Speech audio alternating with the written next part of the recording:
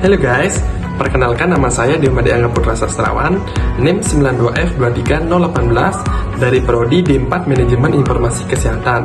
Di video saya yang kali ini, saya akan menjelaskan tentang sistem reproduksi pada laki-laki. Langsung saja kita ke videonya. Reproduksi merupakan makhluk hidup yang bertujuan untuk mempertahankan kelestarian jenisnya. Reproduksi pada manusia diawali oleh peleburan sel kelamin jantan atau sperma dengan sel kelamin betina atau ovum yang menghasilkan zigot. Pada sistem reproduksi mencakup beberapa hal, diantaranya organ reproduksi baik pada laki-laki maupun perempuan, hormon reproduksi, bagaimana pembuahan terjadinya kelahiran dan kehamilan, hingga menghasilkan sosok manusia baru.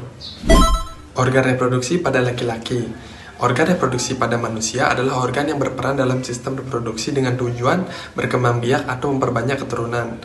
Organ reproduksi pada laki-laki dan perempuan berbeda.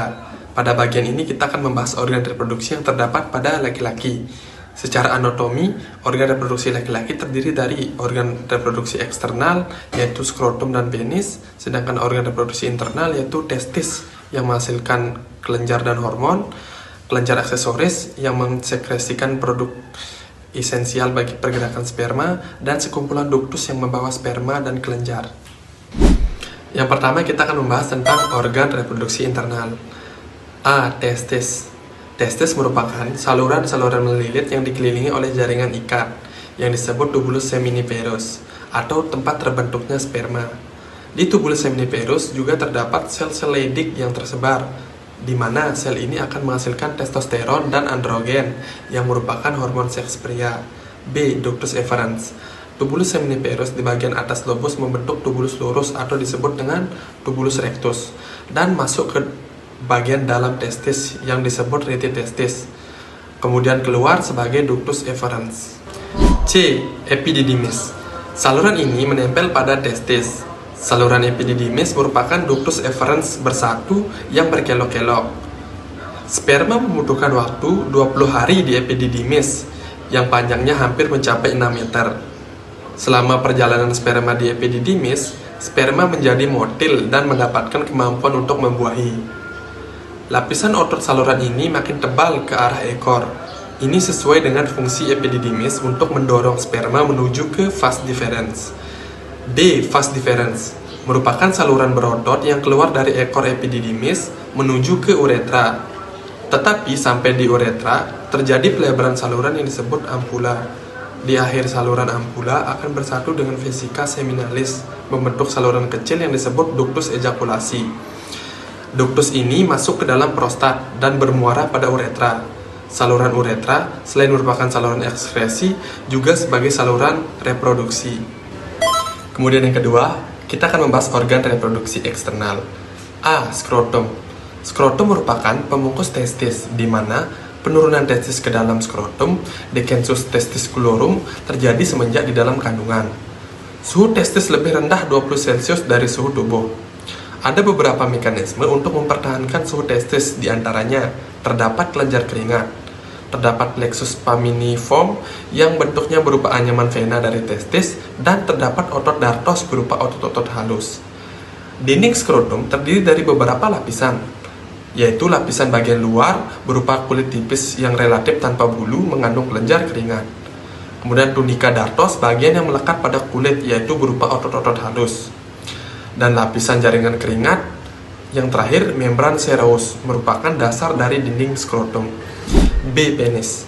Penis manusia terdiri dari 3 silinter jaringan erektil yang mirip spons yang terdiri dari ruang-ruang yang mana pembatasnya disebut trabekula. Jaringan erektil ini berasal dari vena dan kapiler yang dimodifikasi. Ketiga jaringan erektil ini adalah 2 buah corpus cavernosum dari penis pada bagian dorsal dan 1 buah corpus cavernosum dari uretra atau disebut juga dengan corpus spongiosum. Selama kebangkitan gairah seks, maka jaringan ini akan terisi penuh oleh darah, di mana akan terjadi penutupan vena oleh peningkatan tekanan sehingga penis penuh dengan darah yang menyebabkan terjadinya ereksi. Ereksi sangat penting untuk memasukkan penis ke dalam vagina saat terjadi kopulasi. Setiap laki-laki normal akan mengejakulasikan semennya sebanyak 2-5 mili, dan setiap 1 mili mengandung sperma 50-150 juta sperma. atau normozoospermia kurang lebih 20 juta per milinya. Pada saat semen berada di saluran wanita, prostaglandin dalam semen mengencerkan mukus pada permukaan uterus dan menggerakkan otot uterus serta merangsang untuk membantu masuknya semen ke uterus. Semen yang bersifat alkalis akan membantu menetralkan suasana lingkungan vagina yang sedikit asam, sehingga melindungi sperma dan meningkatkan motilitasnya saat pertama kali diejakulasikan. Semen berkoagulasi sehingga memudahkan untuk digerakkan oleh kontraksi uterus. Sampai di uterus, antioagulan mencairkan semen guna membantu sperma untuk berenang melalui saluran perempuan menuju ke sel telur. Patofisiologi dan terminologi medis sistem reproduksi laki-laki. Patofisiologi sistem reproduksi laki-laki mencakup berbagai gangguan yang dapat mempengaruhi fungsi reproduksi, termasuk produksi sperma, fungsi hormon, dan struktur anatomi. Berikut adalah kondisi umum yang mempengaruhi sistem reproduksi pria, beserta proses patofisiologi, tanda, dan gejalanya. A. Disfungsi ereksi. Proses patofisiologi, disfungsi ereksi adalah ketidakmampuan untuk mencapai atau mempertahankan ereksi yang cukup untuk hubungan seksual. Penyebabnya bisa bersifat fisik seperti penyakit kardiovaskular atau diabetes, maupun psikologi seperti stres atau depresi. Tanda dan gejalanya adalah kesulitan mencapai ereksi, kesulitan mempertahankan ereksi selama aktivitas seksual, dan penurunan hasrat seksual. Selanjutnya B. Infertilitas pria. Proses patofisiologi, infertilitas pada pria dapat terjadi akibat defisiensi dalam pembentukan, konsentrasi, atau transportasi sperma, kelainan pada aksis hipotalamus, pituitary, gonad, atau HPG dapat mempengaruhi produksi hormon yang penting untuk spermatogenesis. Selain itu, faktor-faktor seperti variokokal atau pelebaran pembuluh darah vena dalam skrotum dapat meningkatkan suhu testis yang berdampak negatif pada produksi dan kualitas sperma. Tanda dan gejala: kesulitan untuk memiliki keturunan setelah melakukan hubungan seksual tanpa kontrasepsi selama 12 bulan atau lebih. Gangguan fungsi seksual seperti masalah ejakulasi atau disfungsi ereksi dan nyeri atau bengkak di area testis. Yang terakhir adalah terminologi medis sistem reproduksi laki-laki. Istilah medis: 1.